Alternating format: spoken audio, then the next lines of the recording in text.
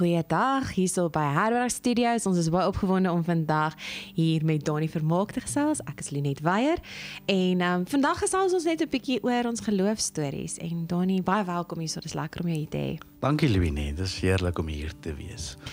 So dit is altyd, ek dink, vir enige iemand wat in 'n gemeente is of wat weet jy's 'n dominee daar by die skool, is daar 'n vraag wat sê, okay, maar jy is 'n dominee, wat het jou gemove toe jy, was dit jonger, tiener, student, wat het jy gemove om hierdie pad te loop? Wat jou geloofstorie, wat jou geloofsagtergrond wat jou gemaak het vir wie jy is vandag? Sou jy sê jou basis?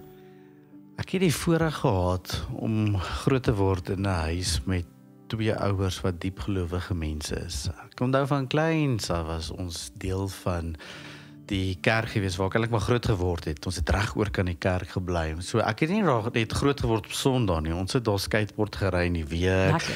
Ons het in die ander daar pleinbal gespeel in die kerksaal. So die kerk is nog altyd vir my hierdie geborge plek gewees. Maar soos ek groot geword het ek altyd gedink, ek gaan elke Woensdag, daai tyd het ons dit genoem kinderkraans. Ek was altyd daar gewees en hoërskool was ek by die SKJA, die senior kerk jeugaksie, die mense van my ouderdom en ouers sal weet waarvan ek praat in die NG Kerk. En ek het al gedink, maar ek is 'n okay mens. Ek is regtig 'n okay mens. En toe 1 jaar, dit was so toe ek standaard 8 was, vandag se graad 10. Onthou ons altyd gaan vakansie daar by St. Lucia, familievakansie, my ouers is baie lief vir hengel. En latere jare het daar 'n stranddienspan gekom, nogal van 'n ander denominasie, dis die APK gewees. Okay, Ja, ons en dan meer. tel al die kinders so 'n bus op in die kamptrein, jy gaan na die swemstrand toe, en dan doen hulle eers Bybelstudies. En ek onthou die eendagse Bybelstudie het ons so gesit op die strand en die studente het vir ons gevra, wie van julle dink hulle in die hemel toe kan gaan? En ek het gedog, maar ek gaan ons kerk toe, en ek sê elke Woensdag by die kinderkraans, ek's okay. So ek sal kerk toe gaan, maar haal toe 'n wit papier uit en sê, maar God se heiligheid is soos hierdie wit papier. En hy vat toe so 'n potlood en sê, het jy net so 'n kolletjie merkie op, een klein dingetjie wat jy verkeerd gedoen het, kan jy nie in God se heiligheid ingaan nie. Nou, Sjoe. en daar drop 'n pennie by my. So ek weet ek het 'n paar sulke kolletjies, maar oor die algemeen het ek gedog my papier is nogal wit. En ek besef toe dat die Here Jesus Christus wat hy vir my in die kruis gedoen het, regtig so belangrik was en is. En wel dit nog nie heeltemal daar so ingesink nie, maar ek onthou daai jaar het ons teruggery daar van die see af. En ons het 'n pad gery wat my pa baie goed geken het. Hy het op Pietertief groot geword. So uit die pad is in Pietertief en Ermelo baie goed geken, want hulle het 'n tweedehandse meubelwinkel gehad en dan moes hy baie keer voertuie vat. So hy het presies geweet waar begin 'n stippellyn, waar's 'n blinde draai, waar's alles. En ons het nou gesleep in die bakkie, dis net ek en my pa in die bakkie gewees. My ma was al vooruit gewees met my broer en my pa se ma.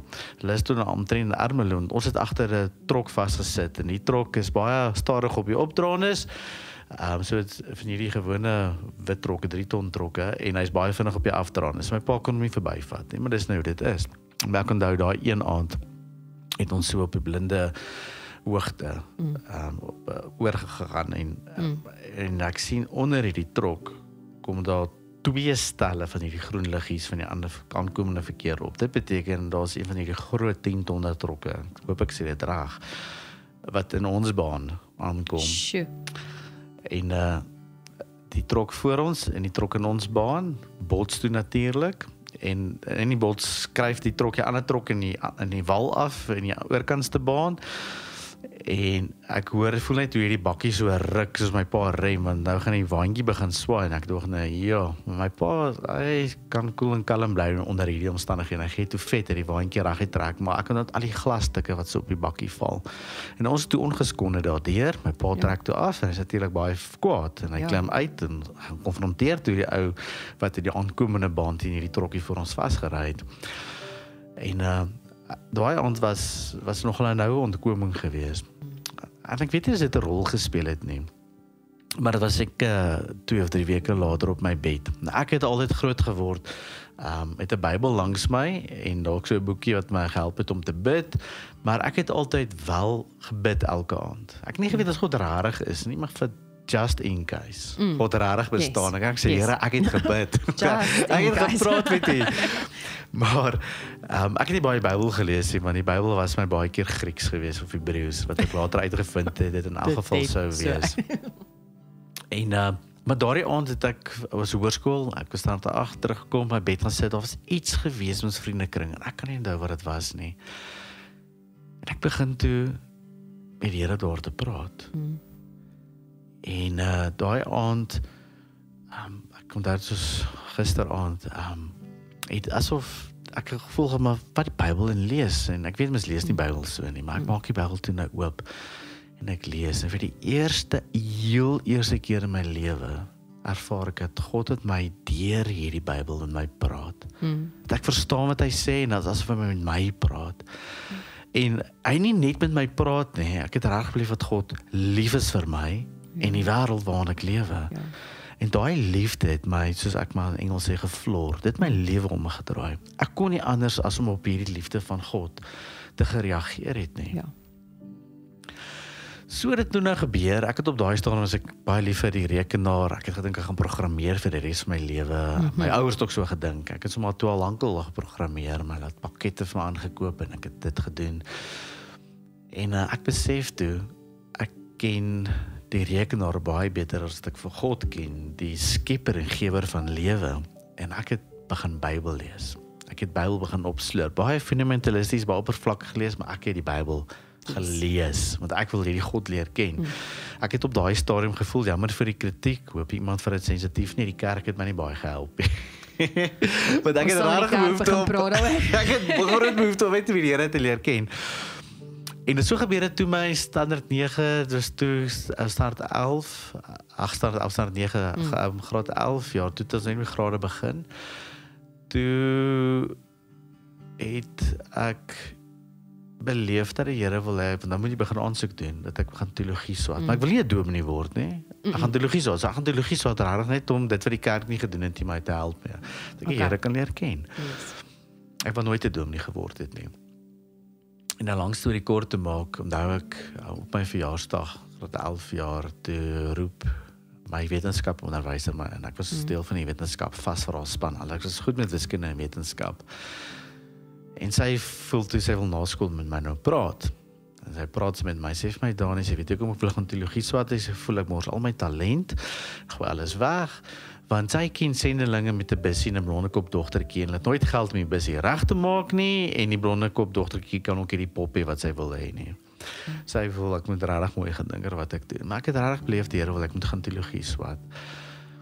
En ek het toe ingeskryf vir teologie, en so het ek die akademie baie geniet, ek was mal daaroor, so dat ek die assistent was ook van Jan van der Walt vir jare van my tweede jaar af, en die dekaan van my derde jaar af tot my finale jaar, tot ek nou moet aansoek doen by 'n gemeente, en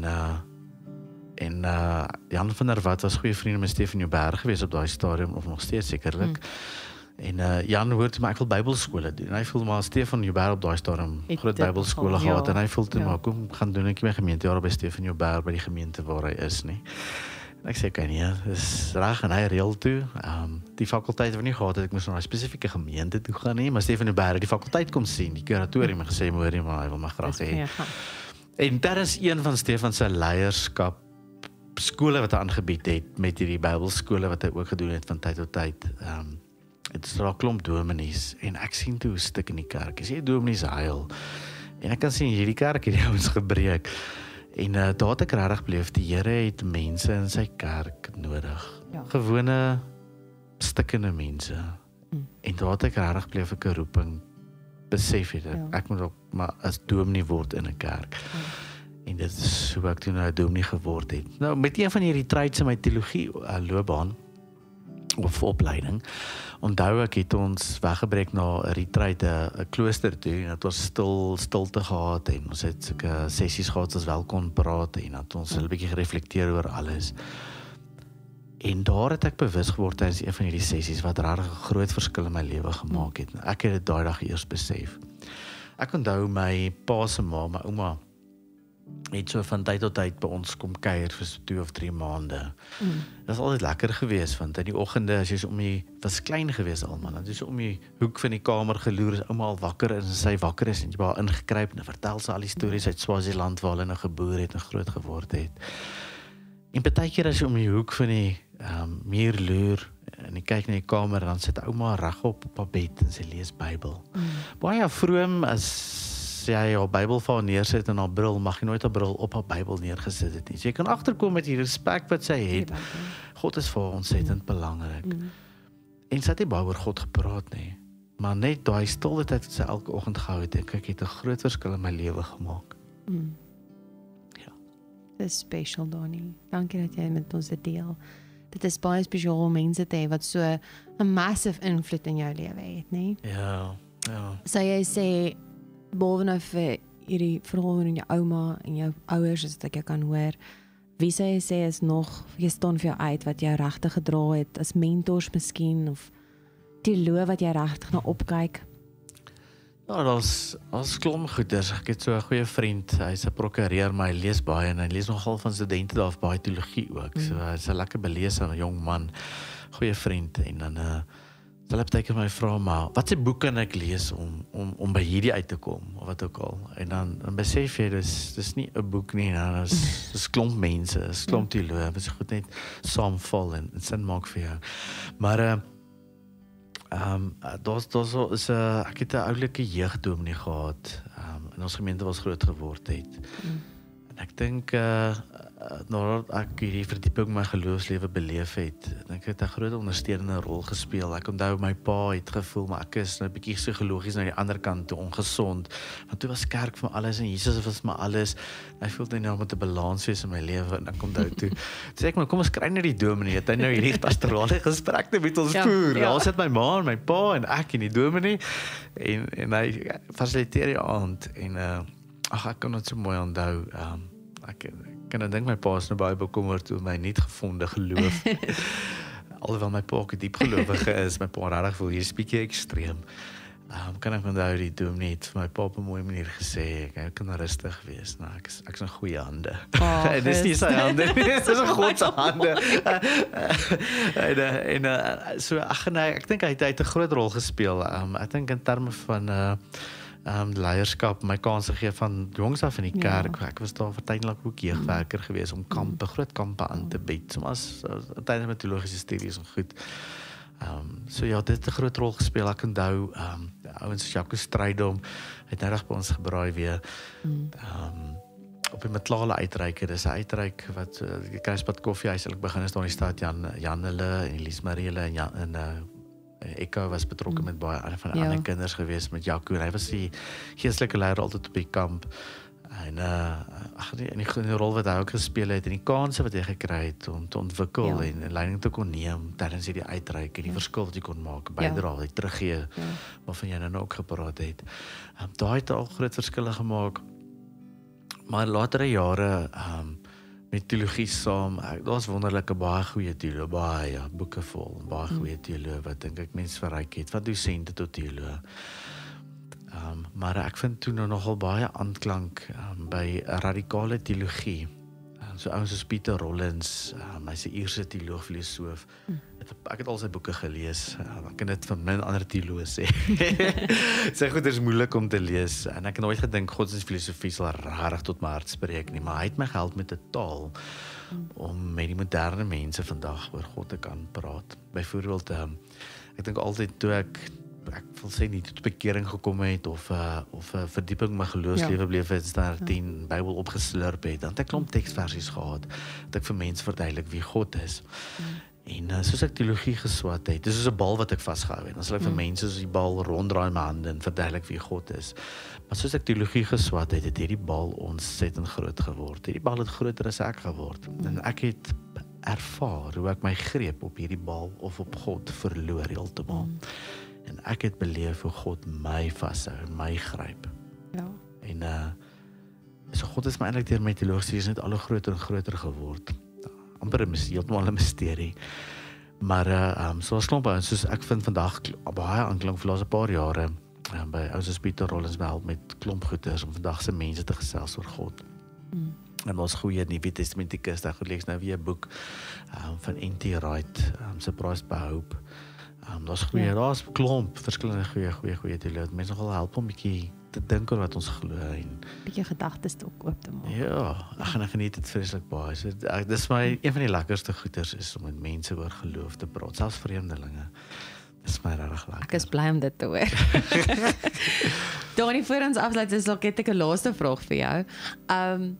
Baie keer in die kerkwêreld dan ontmoet mens baie ou dominees wat nou aftree of wat klaar afgetree het en sommige van hulle het bediening hulle nogal ek weet nie swaar agtergelaat. Ek dink miskien was dit want dat hulle nie ordentlike ondersteuning gehad het, ordentlike spanne gehad het nie of mens sal nie noodwendig weet nie, elke saak is sy eie.